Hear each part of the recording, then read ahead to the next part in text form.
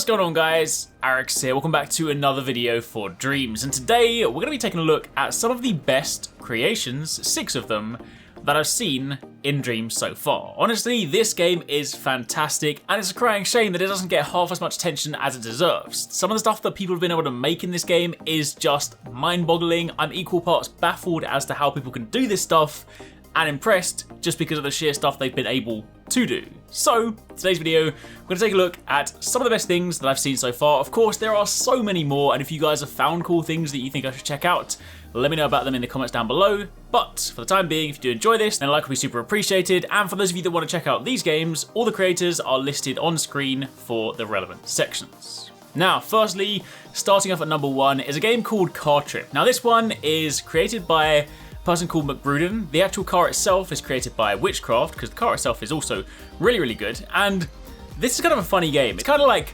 Trials, but with a car in a slightly more rough state, but it's also just really funny to play through. So you load in and you start at the beginning. Firstly, there's some really funny intro music, which you definitely should recognize. And if you don't, then we need to have a word.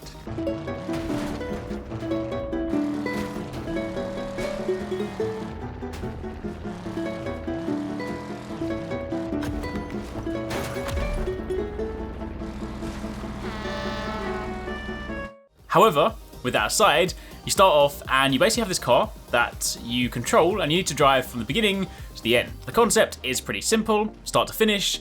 However, the actual stage itself is just hilarious. It's basically designed to mess you up as much as possible, and believe it or not, I'm not a really bad driver. It's just quite hard to control, but I think that's kind of part of the charm of the game. It's supposed to be one of those sort of funny, challenging games where you've got to weave in and out of the environment, you've got to dodge some of the obstacles, there are rocks that will slam down, destroy your car and make you start again, there are donuts that roll around, there are ramps, there are basically loads of things designed to flip your car, break your car, mess you up, and stop you from getting to the end. But once you kind of start mastering it, you can then work your way through the track. There are boosters, there are loads of crazy things you need to kind of dodge and avoid, and once you get to the end of it, there are actually multiple stages. So this, all up, is a really fun game. Again, it's wacky, it's not a game you take super seriously, but it is a game you have a lot of fun with. So, if you guys want to check it out, it's called Car Trip by McBruden. You can search for that, and you can check it out yourself.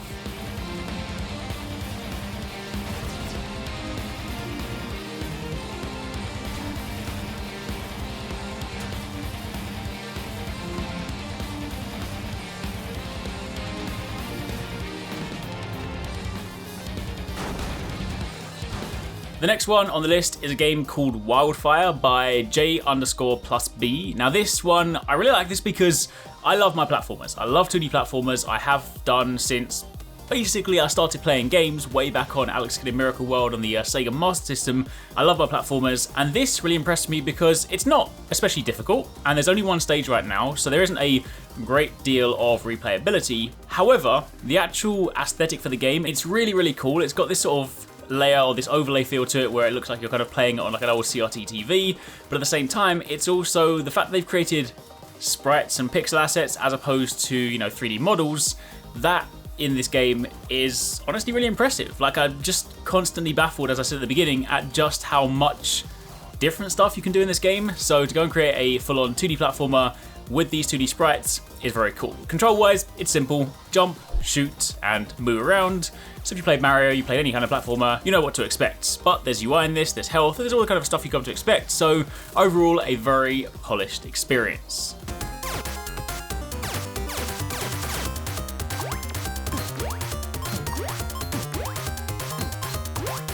Now, moving on from there to number 3, speaking of polish, this one isn't actually a game per se, it's more of a proof of concept, but it's called Sword Fighter Puppet Test. There's a different version number, and it's by Relevant-ish. Now, this is incredible. This person has obviously gone out and made a combat simulator, or kind of made something where you can fight with a sword, and there are so many different moves for this character. The actual kind of, aesthetic for the level is definitely a test. As mentioned, it's kind of more of a work in progress thing, but the actual extent to which they've gone to kind of implement this combat and give you different options is honestly very impressive. There's all the combos on the side of the screens. You've got simple things like slicing with a sword. This then flows into, 2-hit, 3-hit, 4-hit combos. There is a Zelda-style lock-on So when you kind of lock on, if you guys have played like Ocarina of Time, I know other games have done it, but you know, memory serves me correctly, it's kind of Ocarina of Time that did that. And then you kind of lock on, you can backflip away from enemies. You can then jump forward and do the kind of jumping slash attack, which is basically a Zelda move. And there are loads of other things as well. You can sneak around, you can crouch, you can roll, you can sprint, you can then go from like a sprint into like an attack. You can even go and crouch and then assassinate enemies and targets, and there's loads of different targets around the stage for you to test out. But again, the main thing that kind of impressed me with this is just how well the combat kind of plays in this, just how good it feels, and just how many options there are to mess around with. So this as a concept, if they then took this and let other people use it in different games, then there's a lot of things you could do with this in Dreams.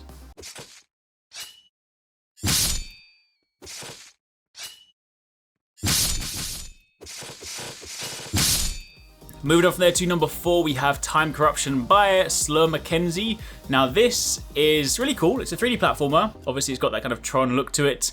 And when you first play it, it starts off pretty bog standard. You jump across a few platforms, it teaches you the controls, you follow these little green collectibles. But then you get to the point where this game comes into its own, and you basically collect this time travel ring, which allows you to rewind and fast forward time, and this then ties specifically into the green platforms in the stage. So there'll be areas where you need to get across, say like a gap, and you can't do it normally, because what you then need to do is hold down L2 or R2 to shift time. You'll see the kind of time meter at the top of the screen, and you can then rewind time or you can fast forward time.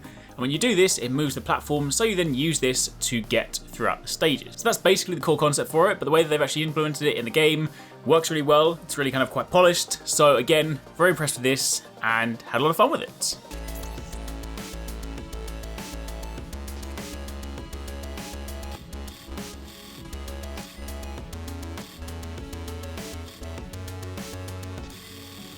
Following on from there, we then have another one at number 5, which is The Lost Box by Deck.Dot, and there are a few other people involved in this one as well, but this is basically a Lara Croft style adventure game with puzzles. They haven't kind of called it that, but the model is very distinctly Lara Croft. I love these games. I love Tomb Raider, I love Uncharted, and those games where you can kind of explore places and then you solve puzzles when you get into these ancient tombs. They're really cool, and there's a puzzle to solve in this one. You basically go and collect these different orbs, and you have to then put them into these different pedestals, and they then activate different aspects of the stage. Eventually you work your way through, and you then collect the green orb, you put it in the middle, and that basically completes the stage. But this is again sort of like a vertical slice of what would I imagine be a bigger game eventually, where you then kind of work your way into this tomb, you solve this puzzle, and you would then kind of go off to the next section. What's really cool about this is obviously the mechanics are pretty interesting. The way the puzzles pan out are very kind of reminiscent of something you would see in something like Tomb Raider or Uncharted, but also they've even kind of put some extra nice little touches into it. You could open up a notebook a la kind of Uncharted, Nathan Drake kind of writing his notebook and, you know, detailing what you can do. Plus there's even a walkie-talkie, and they've actually recorded some voice lines which actually come out of the PlayStation controller, so even when you're playing through, there'll be some funny, albeit a little bit cheesy, lines that play out as well. So that was a really, really cool thing, nice touch, and it plays end to end, so you can complete this as an experience.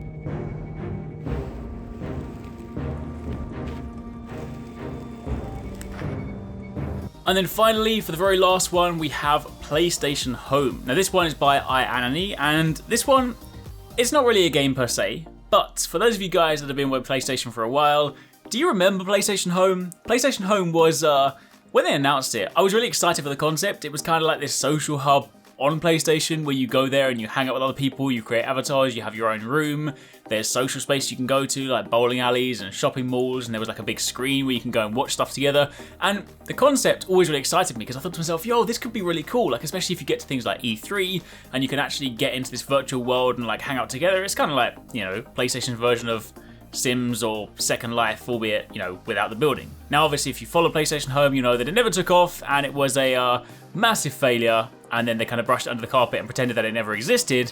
However, iAnani clearly has not let it go and has recreated it in Dreams to a certain extent, and you can then walk around and relive that home experience. You can even go into the bowling alley, you can bowl, you can wander around, check out the mall and things like that. But yeah, this is just kind of a really kind of cool throwback, but either way, for those of you that remember, then here's your new PlayStation Home.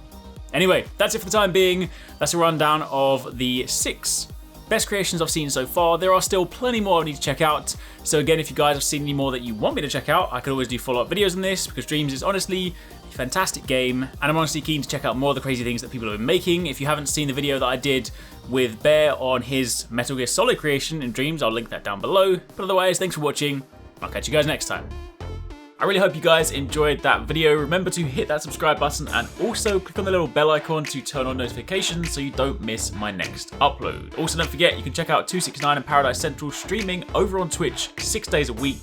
You can find a link to the multi-stream in the description box down below. Be sure to drop by and get involved. Thanks again for watching. Take it easy. Catch you next time. Peace out.